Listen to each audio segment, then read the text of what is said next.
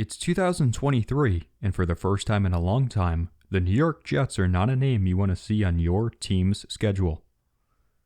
With the biggest acquisition in the offseason, that being the trade for Aaron Rodgers, the Jets are a strong team powered by bright minds including Joe Douglas, Robert Saleh, and Jeff Ulbrich. The Jets are not the only powerful team in the AFC East, as there are still the Buffalo Bills, Miami Dolphins, and New England Patriots. The possibility of 4 teams making the playoffs is very rare, though it has happened in 1998 and in none other than the AFC East. The winner of that division was quite possibly the best team in their franchise's history, the 1998 New York Jets. After finishing the 97 season 9-7, just 1 win shy of a wild-card berth, the Parcells-led Jets eyed 98 as a year for greater success. The most notable off-season moves for New York including the acquisition of star running back Curtis Martin from New England and outside linebacker Brian Cox from Miami. The off-season also saw the Jets part ways with veteran quarterback Neil O'Donnell, replacing him with another vet in Vinny Testaverde. To kick off the season, the Jets took on the Steve Young-led 49ers in San Francisco. The game was an offensive slugfest, with New York's Glenn Foley finding receivers Keyshawn Johnson and Wayne Chrebet consistently, while San Fran battled back, with Steve Young finding Jerry Rice and J.J. Stokes to keep the game tied up 30-30 at the end of regulation. The 49ers walked away with a victory by way of a Garrison Hearst 96-yard touchdown run.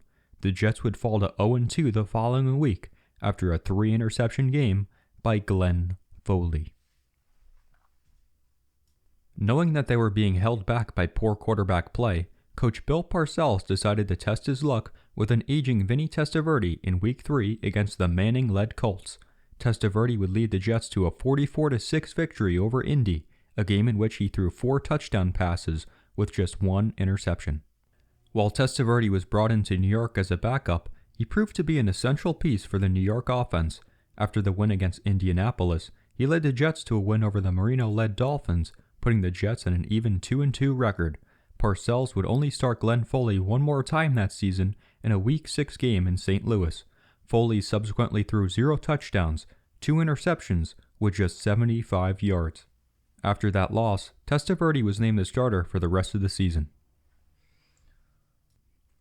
After that decision, the Jets were nearly untouchable, with the help of the offense, which consisted of Testaverde, Curtis Martin, Wayne Chrebet, Keyshawn Johnson, and the defense, which included Aaron Glenn, Mo Lewis, and Brian Cox. The Jets coasted through the season. They went 9-1 in their matchups against teams in the AFC East, losing by a point to the Colts in an upset. After winning 6 games in a row to finish out the season, their final game being a 31-10 victory over New England, the Jets were headed to the playoffs on top of the AFC East with a 12-4 record. The Jets took on the 11-5 Jacksonville Jaguars in an AFC divisional matchup on January 10, 1999. They stormed ahead early with the quick and bulldozing quality of running back Curtis Martin and the quickness of Keyshawn Johnson. Down by 10 at halftime, Mark Brunell and the Jaguars attempted to make a comeback, but could not hold off the Jets' voracious offense and malignant defense. New York walked away with a victory in the Meadowlands by a score of 34-24 and were headed to Mile High Stadium to take on the Elway-led Denver Broncos. The AFC Championship against the Denver Broncos started off well for New York, with the Jets leading 10-0 early in the third quarter. However, the Jets shot themselves in the foot after turning the ball over 6 times in the second half, leading to the Broncos winning 23-10.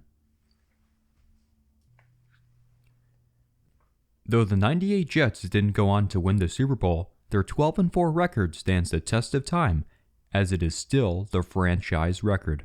There were 5 players selected to the Pro Bowl from that 98 team, which shows how strong they really were. Many Jets fans and people in the football world believe the Jets had what it took to win the Super Bowl in the 99 season, but in the first game, quarterback Vinny Testaverde tore his Achilles. Sounds all too familiar, doesn't it?